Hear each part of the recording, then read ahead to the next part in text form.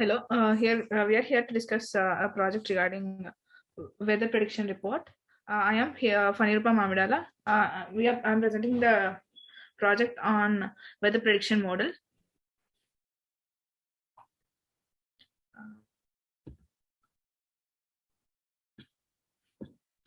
The main objective of this project is we are predicting the weather by training the data set with the different machine learning algorithms and comparing the performance of the each model.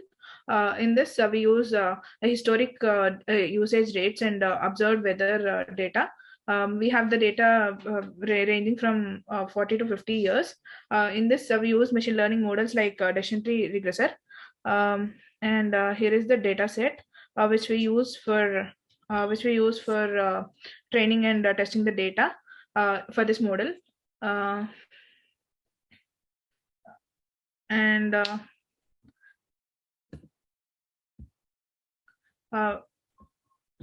the approach for this model is retrieving the data set from the API, exploring the data analysis, training and testing the data for the machine learning model.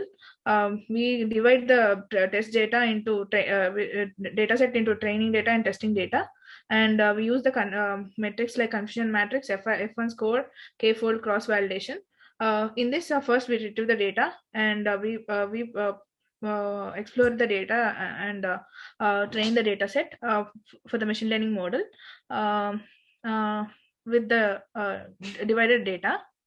Here is the feature engineering for this are checking any missing values available in the dataset, correcting the dataset, correlating the features, set the date as target and create a new dataset by dropping the column from the original dataset. Here is the implementation, which is being done and said by Chandra Kumar Reddy Gade, and my friend will be carrying the next step.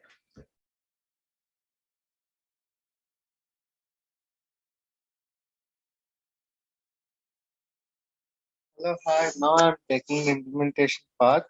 I'll explain how the code is written and what's the the decision tree regressor that we have used.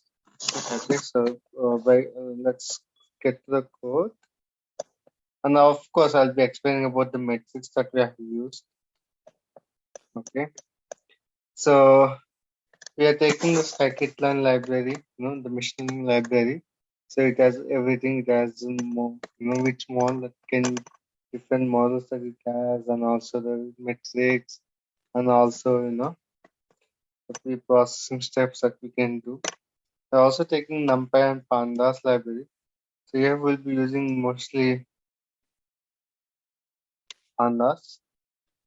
So most of the operations that we have done here is we are taking the training data, the old data, and we're also taking the latest data. Okay, and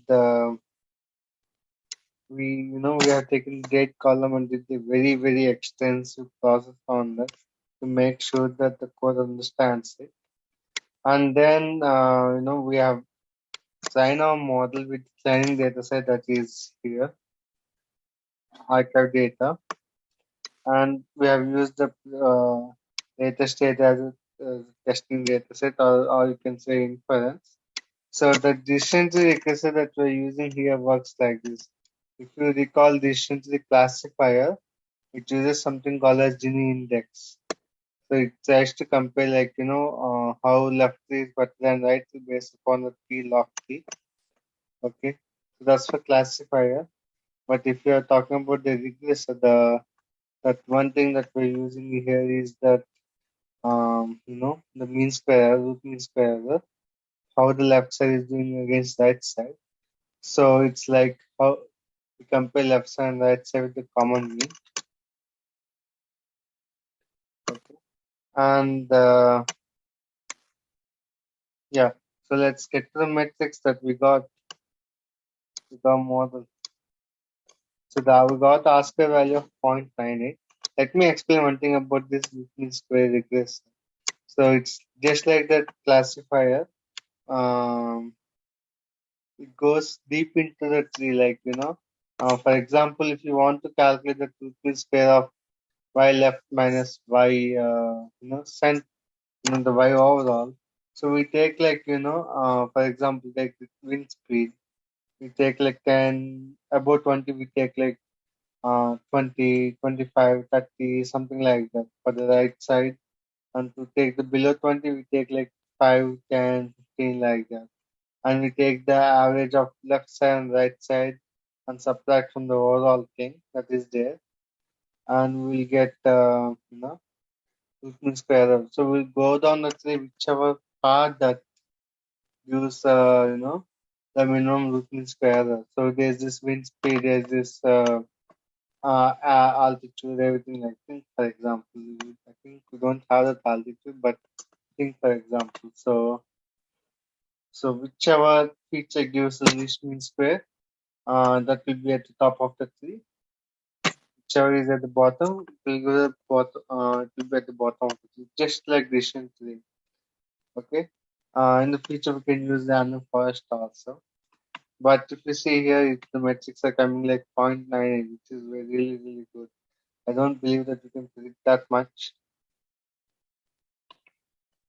Okay. That's not realistic. That's what I meant to say.